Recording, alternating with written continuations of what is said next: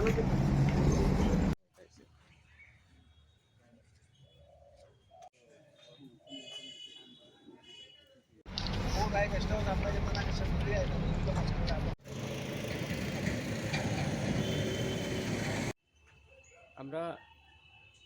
খোয়াই শহরের ভিতরে যে বাইকগুলি অতি দ্রুত বেগে এবং বেপরোয়াভাবে চলছে বা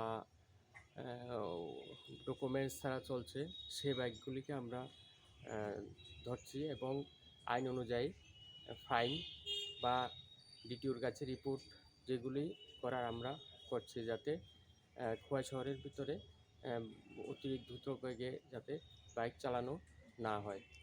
আমরা মেন উদ্দেশ্য হচ্ছে যে যাতে দুর্ঘটনা না হয় সেদিকে আমরা কঠোর দৃষ্টি রেখে কাজগুলি করছি। আচ্ছা, আরেকটা বিষয়, ইদানিংকালে আমরা লক্ষ্য করছি যে কিছু কৃত্রিম সাইলেন্সার লাগায় সেরা প্রচণ্ড আওয়াজ দিয়ে সেরা যেটা শব্দ দূষণ হইতাছে, এই বিষয়টি নিয়ে বিগেলস বা এই আপনারা যে কৃত্রিম সাইলেন্সার যেগুলি লাগাচ্ছে সেগুলির বিরুদ্ধে আমরা পদক্ষেপ নিচ্ছি। যদি আমরা পাই, আমরা সেগুলির বিরুদ্ধে অবশ্যই আমরা অ্যাকশন নেব। আজকে কয়টা এরকম আমরা আজকে 2টা বাইক আমরা ডিটেইন করেছি। তাদের কিটা সমস্যা ছিল? একটার ড্রাইভিং লাইসেন্স নাই, হ্যাঁ, আরেকটা হেলমেট নেই। Thank you. 31 ডিসেম্বর না?